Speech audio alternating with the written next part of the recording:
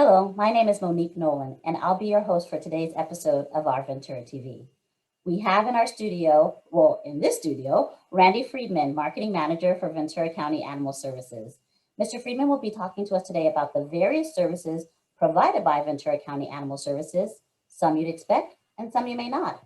Welcome, Randy. Thank you for being here today. Thanks for having me. To begin with, Randy, can you provide a brief overview for the audience of the core services of Ventura County Animal Services? Sure. I would say the biggest service that we provide, the most important service, is the suppression of rabies. That's where licensing comes in. That's where licensing is important for dogs and cats. The rabies virus is in our community. Every year, there's over a dozen cases that are reported, and we have to keep that under control. It is a deadly virus, and I would say that's probably our core mandate. In addition to that, I think people would really understand that the sheltering of stray animals that come to us. That's probably one of the largest core services that we provide. Animals that come to us with injuries and illness, we're able to help them out. We have 2 full-time veterinarians at the shelter. Whole staff, whole medical team. But we also do adoptions. That's a huge service that we provide. We do thousands of pet adoptions every year: dogs, cats, rabbits, livestock, reptiles. It's great. I love being around all those little animals. But we also have low-cost vaccination clinics. And we provide field services to our contract cities. So we have the dog catchers that we used to call them back in the old days. They're out there helping every day, helping people with aggressive animals they may see, injured wildlife we'll pick up, things like that. So those are some of the core services that we do provide. It's animal safety. It's the safety of our human population as well. So anything we can do to reach that goal, we're gonna go for it. Well, you already mentioned some services that I'm not aware of as a public. When you said about rabies suppression, I wouldn't have thought about that. But are there any other services that the agency provides that the public might not expect or be aware of? I would say probably our Lost and Found program. It's kind of a hidden gem. There's a lot that goes on in the background when people lose animals, and how to connect lost animals to their owners. How can they find them if they're not actively looking for them? And there's so many things that go on behind the scenes that people don't know when they report a lost animal, or how to search for a lost animal. What happens when you find an animal and you want to try to find their owner? Can I keep the animal at my house and maybe put this animal up on social media and see if we can find the owners that way? And they can. We have a wonderful Lost and Found page. It's on our website. I would say also, we do a lot of enrichment too with the animals at the shelter. Think of like after school programs, for kids, as far as they go to soccer, they go do all these things. And we have a fantastic team at the shelter who they do play groups with the dogs. So they let the dogs kind of run around together in the same play area, and obviously supervised. And we get a chance to take notes and see how well they do with the other dogs. And we've created 2 new positions at the shelter, and they're animal care coordinators.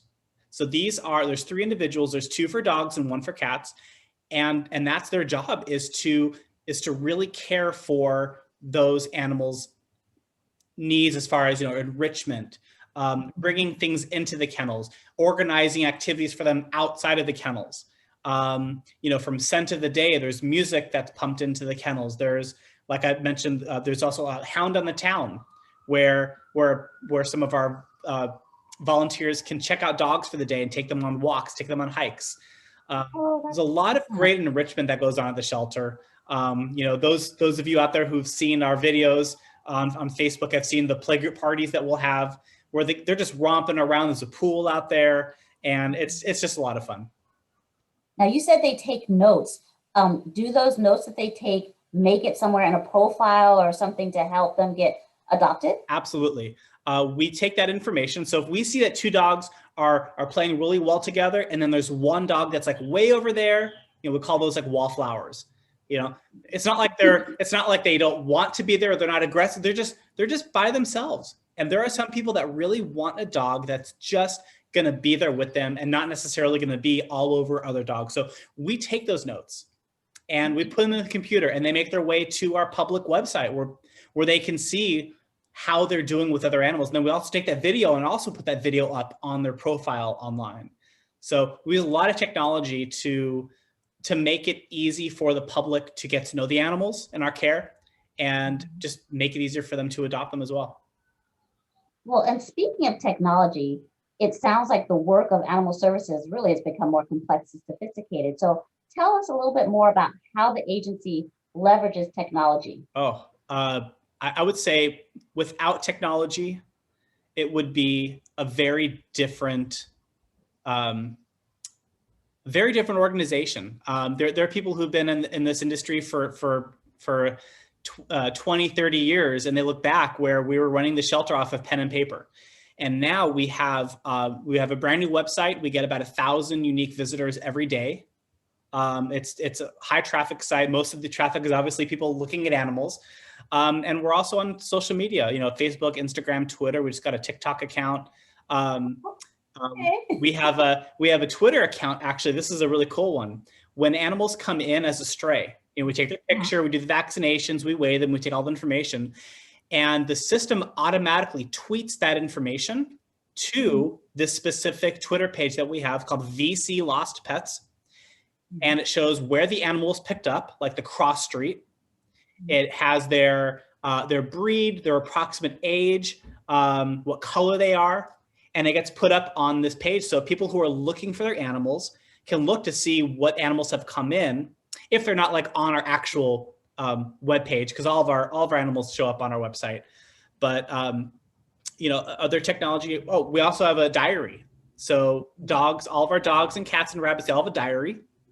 And let's say you're a staff member or volunteer at the shelter, and you just took a dog out for a quick walk down the block, or you took them on a hike and you brought them back. You can take pictures of that experience, and using an app that we have, an internal app, it sends that information to their pet profile page, where it tweets it out and it adds hashtags to it. So if you, let's say, Monique, you're looking for a dog and you are on our website looking around, you see this dog and you scroll down, and then there's the diary. It has a picture of them on a leash. They're out there, with their whoever was taking them a walk, and you say, look how good Bella is doing on a leash. And it really enriches their experience. So that's amazing. And what a wonderful endeavor to really be able to engage the end user, the person wanting to adopt the animal, and giving them all this information that, people, like you said, people are curious about. Is the dog a wallflower, or is it rambunctious? Mm-hmm. Really having that diary of information, that's amazing. Yeah. We've also been doing a virtual adoption counseling since the beginning of COVID-19, where you can schedule an appointment with us using a link on our website. And we'll call you and we'll chat with you about the dog or dogs that you're interested in. And maybe we'll even recommend a few dogs that you wouldn't have seen before. And if we feel a good match is made, we'll schedule a time for you to come and meet the dog in person and adopt them. We also have a waitlist me app that we've been using, so people don't have to wait in the office. They can go out in their cars, hang out there, and we'll text them when it's ready for them to come in. So we've employed that technology. We also have telemedicine that we do with our foster parents. So we have hundreds, sometimes thousands of animals out in foster, and they maybe have questions about something medical with their animal. And obviously we're their veterinarian. Our our veterinarians are their medical caregivers, if you will. So they can chat with them without having to bring them to the shelter for an exam, or if they have questions like that. So we've definitely deployed and employed a lot of technology to get information out or to store information. It's part of us now. It's not even a question of will we do it? It's when are we going to do it and how big are we going to make it? Wow, how different all of that you're doing is I think that's not unexpected from the community, because as you said earlier, we're used to just, it's a dog catcher, not all of this innovation overlaid onto the great work that you do to match, match animals, rabies suppression, all of these other things. I mean, I'm just blown away by all of the things that you're doing there. And I have a question. What about if I'm a member of the community? How can I support the work of animal services, whether I have a pet or not? The list every day keeps growing. If people want to help, of course, yes, we do take donations. Sorry, that's my dog. We do take donations, monetary and we have a nonprofit arm called Animal Services Foundation of Ventura County, and they are the ones who are the custodians of those funds, and we purchase what's needed for the animals. So people can make a donation in memory or honor of someone else. We also have an Amazon Smile account. We have an Amazon wish list. We have a car donation program where if you have a little clunker out front and you want to donate it to the shelter, we have a third party that sells the car at auction, and we get the proceeds. I would say, but the most important thing that people can do from home is to make the pledge to adopt an animal from a shelter or a reputable source. Stay away if you can. Stay away from Craigslist. Stay away from places that maybe aren't as reputable, or you don't know really what you're getting sometimes if you get an animal from a third party like that. But also just sharing our content online, because the more we can grow our base of supporters, the more chance somebody will have to finding their lost animal, and that's one of our biggest goals at the shelter, is to reunite lost animals with their parents. And I'm happy to say that about 60% of lost dogs are reunited with their parents. So 60% of stray dogs that come to the shelter are reclaimed because they saw their dog either online, they saw it on a Facebook post, they saw it somewhere online. Pet Harbor, our dogs are posted a lot of different places online for them to find. So making that pledge and showing your support in a lot of ways. We also have a ways to help page on our website. So you can go just to our website and click on that, and you can see there's a lot of different ways that people can help out these days. Well, great. Well, that's all the time we have left for today's show. Randy, I just want to thank you for taking the time to speak with us today. Thank your dog for his or her 2 cents. And my name is Monique Nowlin. And until next time, thank you for watching Our Ventura TV.